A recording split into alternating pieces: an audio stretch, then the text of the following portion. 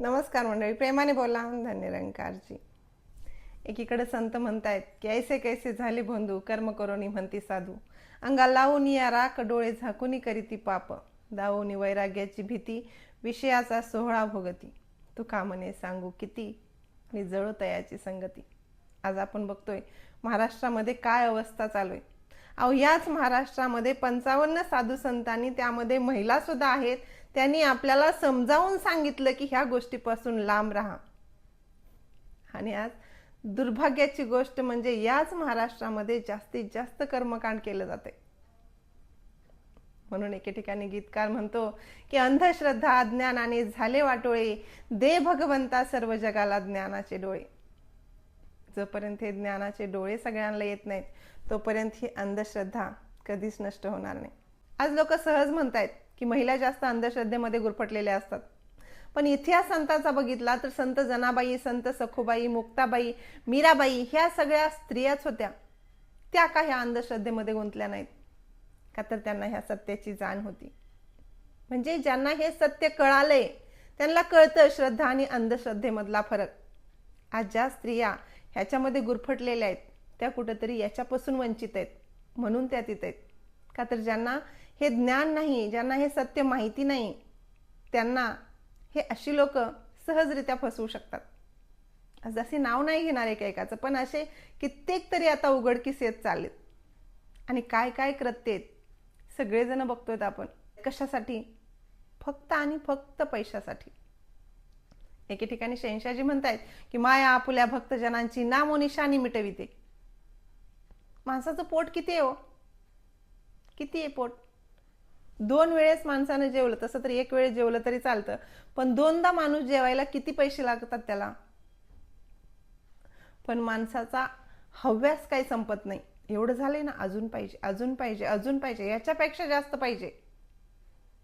असं करता करता त्या मोहमायेमध्ये एवढा गुरफटून जातो, एवढा गुरफटून जातो की तो स्वतः काय करतोय याचं सुद्धा त्याला भान राहत नाही. आणि इकडे संत म्हणतायत की नको नको मना गुंतो माया जाळी, काळा आला जवळी ग्रासावया. काळाची ही उडी पडेल बा जेव्हा, सोडविना तेव्हा माय बाप, सोडविना बंधू पाठीची बहीण शेजेची कामिनी दूर राही, सोडविना राजा देशीचा चौधरी, अनेक सोयरी भली भली. तुका म्हणे तुझं सोडविना कोणी, एका चक्र पाणी वाचोनिया. इकडे अवतारवाणी सुद्धा सांगते, अरे नरा या जगती तुझला कोणी संगी साथी नसे, जात न संगे तुझ्या कोणी जीव एकटा जात असे. माय रडे तव धाई धाई, बंधू तुझ घेऊन जाती, सूत धारा कन्या ही रडुनी तुझ्या गुणांना आठविती. शुभाशुभ जी कर्मे केली तीच तुझ्या संगे जाती, म्हणे अवतार हरिविन सारी जगताची खोटी नाती. आणि आज माणूस कशासाठी एवढं सगळं करतोय? कशासाठी? खूप मोठा प्रश्न आहे. कशासाठी? पोटासाठी तर बिलकुल नाही. का तर पोटाला एवढं लागतच नाही हो. एके ठिकाणी दासीनं गीत ऐकलं होतं, पोटासाठी नाचते मी परवा कुणाची. ठीक आहे, त्या स्त्रीला पोटासाठी नाचून पोट भरायला पुरतं ती कमवत असेल, पण आज हे बघतोय आपण, हजारो करोडची प्रॉपर्टी सांगतायत. एवढ्या प्रॉपर्टीचं पोटाला लागते? नाही लागत हो. ही माझी मानसिकता झाली की मला एवढं कमवायचं, एवढं कमवायचं, इथंच ठेवून जाणार आहेत. अहो, एवढा सिकंदर जग जिंकलं, जग जिंकण्याचा प्रयत्न होता, एवढं सारं जिंकलं सुद्धा होतं, पण जेव्हा त्याला कळालं ना की सोबत काही घेऊन जाऊ शकत नाही, तेव्हा त्यानं सांगितलं की मरताना माझे दोन्ही हात असे उघडे ठेवा साईडला, म्हणजे लोकांना सुद्धा कळेल किती जरी कमवलं तरी इथंच ठेवून जायचंय. आपल्याला दाखले भरपूर आहेत तो ऐकायला, आपण ते ऐकतोही, पण आचरणात आणत नाही. आज सद्गुरू सुद्धा बऱ्याच ठिकाणी आपल्याला समजून सांगण्याचा प्रयत्न करतायत की जैसी भी हो परिस्थिती रहे एक सी मनस्थिती. कुठल्या संतांची परिस्थिती एवढी सुंदर नव्हती, पण त्यांची भावना, ती मानसिकता सुंदर होती. सद्गुरूंनी एवढ्या लोकांना सत्संगशी जोडून ठेवलंय. म्हणून तर म्हणतात एके ठिकाणी, आग लगे आकाश में जर्जर गिरे अंगार, संत न होते जगत में तो जल मरता संसार. आवाज एवढे तरी लोक शांत आहेत, म्हणून तरी ही शांती बघायला मिळते. माहित नाही अजून काय काय बघायला मिळेल, काय काय होईल. साठी सतर्क राहा, सावधान राहा. मला विवेक बुद्धी भगवंतानं दिली आहे, ती कशी वापरायची, कुठं वापरायची, मला काय करायचं, मला काय नाही करायचं हे मला माहीत आहे. पण ज्यांच्यापर्यंत हे ब्रह्मज्ञान अजूनही पोहोचलेलं नाही, हा निराकार काय, देव काय, ज्यांना माहीत नाही, त्यांच्यापर्यंत पोहोचवण्याचं कार्य आपण करूयात, जेणेकरून ते सुद्धा अंधश्रद्धेला बळी पडू नयेत. आज आपण बघतो अवस्था काय, लोक भीतीपोटी काहीही करायला तयार आहेत, काहीही. अक्षरशः म्हणतात ना, जग ना जाने भक्ती क्या है. जगाला माहित नाही हो की नेमकं भक्ती हा विषय काय आहे. जोपर्यंत भगवंत भेटत नाही तोपर्यंत भक्तीला सुरुवात होत नाही हे त्यांना अजून कोणी सांगितलंच नाही. जसं की दासीने एक उदाहरण सुद्धा सांगितलं होतं की एका गल्लीमध्ये 3 वेडे राहत असतात. त्यांच्याकडं नसणाऱ्या गाड्या, 4 व्हीलर गाड्या ते चालवत असतात. त्यांच्याकडे गाडी नाही, पण पूर्ण प्रक्रिया ते करत असतात.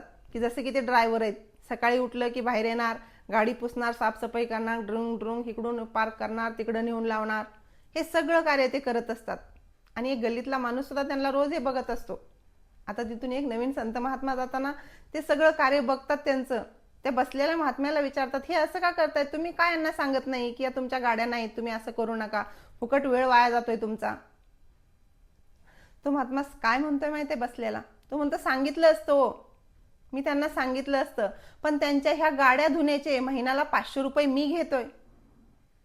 मग ती तर अवस्था नाही आज. प्रत्येक जण एकमेकाला फसवण्याचा प्रयत्न करतोय आणि ते कुठेतरी थांबवण्यासाठी माझं निरंकारी मिशन आज अहोरात्र धडपडत आहे. सद्गुरूचा हाच प्रयास आहे की जे जे आपणाशी ठावे ते इतरांशी सांगावे, शहाणे करूनी सोडावे सकळ जन. प्रत्येकापर्यंत हे ब्रह्मज्ञान गेलं पाहिजे, प्रत्येकाला ह्या सत्याची जाण झाली पाहिजे, प्रत्येकाला ह्या जन्म मरणाच्या फेऱ्यातून मोक्ष मिळाला पाहिजे. सद्गुरूचं हे ध्येय. बाकी सगळं तर जाऊ द्या, पण ही पृथ्वी तरी स्वर्ग बनावी हे माझ्या सद्गुरूचं स्वप्न आहे. मग हे कधी होणार आहे? जेव्हा सगळ्यांना या सत्याची जाण होणार आहे, प्रत्येकामध्ये हा भगवंत दिसणार आहे. जसं की दाशीनं मगाशीच सांगितलं की अंधश्रद्धा अज्ञानाने झाले वाटोळे, दे भगवंता सर्व जगाला ज्ञानाचे डोळे. गीतकार पुढे म्हणतोय की कुणा कुणाची नावे नोंदू, फार जगी वाढले भोंदू, फसविती फुस लावूनी असे लबाड संधी साधू. अशा आंधळ्या अज्ञानाचे तोडी आता जाळे, दे भगवंता सर्व जगाला ज्ञानाचे डोळे. मग याच्यासाठी हे सद्गुरूचं ब्रह्मज्ञान प्रत्येकापर्यंत पोहोचण्याची गरज आहे आणि त्यासाठी सद्गुरूंनी आपल्या सगळ्यांना निवडलेलं आहे. निरंकारी मिशन मधला प्रत्येक महात्मा निरंकारी मिशनचा प्रचारक आहे. प्रत्येकानं आपापलं कार्य अगदी व्यवस्थितपणे पार पाडायचे.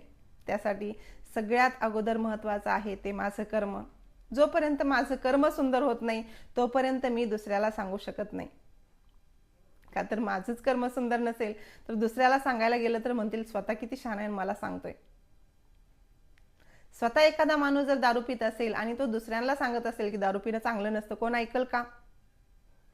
जर एखादा माणूस खरंच पित नसेल आणि त्यांनी सांगितलं दारू पिऊ नका, ते शोभतं तरी त्याला, पण स्वतःच पित असल्यावर दुसऱ्याला सांगू शकत नाही. अगदी तीच अवस्था आहे. स्वतःचं कर्म जर सुंदर नसेल तर दुसऱ्याला सांगण्याचा आपला अधिकार नाही.